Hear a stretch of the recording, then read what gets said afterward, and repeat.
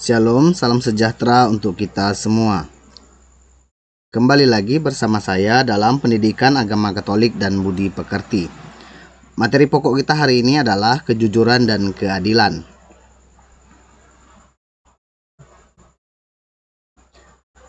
Tujuan pembelajaran. Yang pertama, memahami arti kejujuran dan keadilan. Kedua, melakukan tindakan yang jujur dan adil. Ketiga, memahami akibat dari perbuatan yang tidak jujur dan tidak adil. Keempat, membuat doa agar dapat bersikap jujur dan adil dalam kehidupan sehari-hari. Kejujuran dan keadilan. Kejujuran dan keadilan adalah moral dasar yang utama. Kejujuran dan keadilan seperti dua sisi pada satu mata uang. Keadilan akan terjadi kalau ada kejujuran. Kejujuran menyangkut diri sendiri. Keadilan berhubungan dengan orang lain atau masyarakat. Keadilan secara mendasar berhubungan dengan hak dan kewajiban. Orang dapat menerima haknya setelah melakukan kewajibannya. Berkaitan dengan distribusi keadilan menyangkut proporsi dan kebutuhan.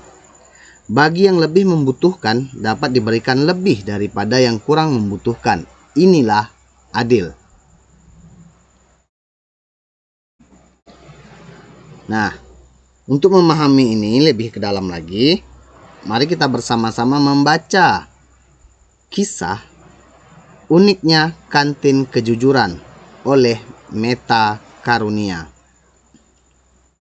Pagi itu sekitar pukul 9, saya dan seorang teman saya hendak menuju musola fakultas untuk melaksanakan sholat duha.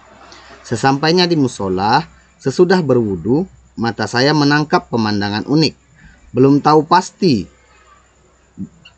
pemandangan apa. Lalu saya mendekati pemandangan tersebut. Saya kaget ketika melihatnya. Ada dua kantong plastik berwarna hitam untuk arem-arem dan yang berwarna putih untuk keripik tela.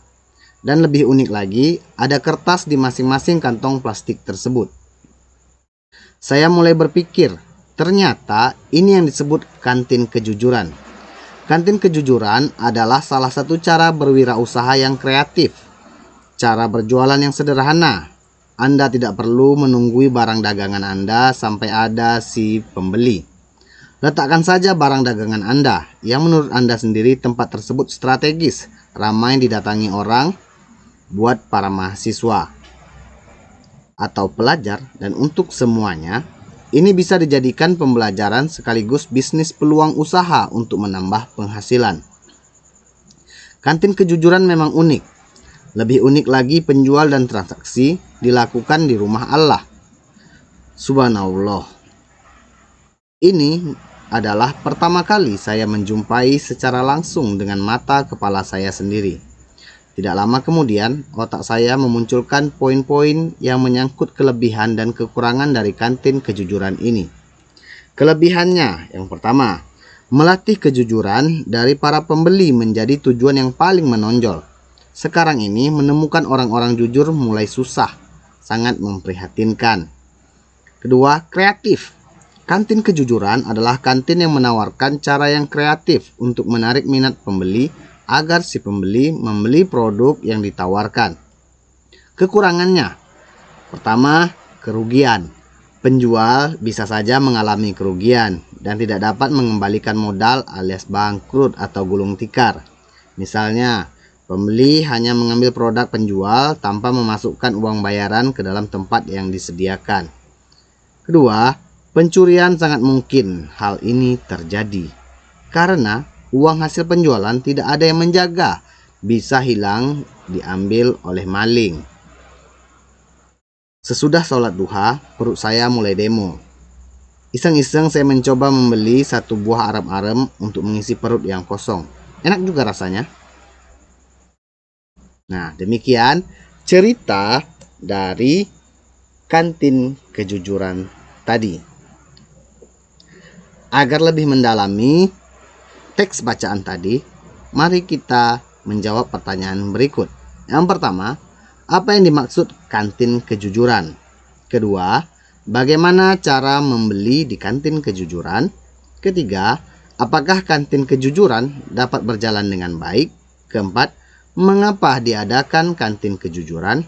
Kelima, bagaimana tanggapan orang-orang? Nah, setelah mendalami pertanyaan, sekarang waktunya kita mendalami Kisah Para Rasul bab 5 ayat 1 sampai dengan 10. Setelah tadi kita membaca teks kitab suci bab 5 ayat 1 sampai 10 tersebut, cobalah jawab pertanyaan-pertanyaan berikut. 1. Apa yang dilakukan Ananias dan istrinya? 2. Apa yang dikatakan Santo Petrus kepadanya? Ketiga, apa akibat dari ketidakjujuran Ananias? Keempat, pesan apa yang kamu temukan dari teks tersebut? Kelima, bagaimana mewujudkan pesan itu dalam hidup? Nah, adik-adik yang terkasih, sebagai catatannya, dalam Kisah Para Rasul tersebut, tampak akibat dari orang tidak jujur adalah kematian. Demikian pula dalam masyarakat kita, kalau orang-orang tidak berbuat jujur dan adil, maka masyarakat itu akan menuju pada kehancuran dan kematian.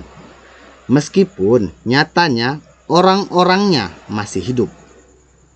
Sesungguhnya masyarakat sudah tidak punya daya hidup karena pelestari kehidupan masyarakat adalah kejujuran dan keadilan. Nah, adik-adik, di hadapan manusia, orang masih bisa menipu, tidak jujur, dan tidak adil. Namun, di hadapan Tuhan dan Roh Kudus, sebagaimana dikatakan dalam Kisah Para Rasul, orang tidak dapat mengelak lagi. Lebih dari itu, sebagaimana Tuhan kita Yesus Kristus berbuat, sebagai murid Yesus, kita diharapkan untuk tidak hanya berbuat adil, melainkan murah hati, sebagaimana dikisahkan dalam Injil Matius bab 20 ayat 1 sampai dengan 16.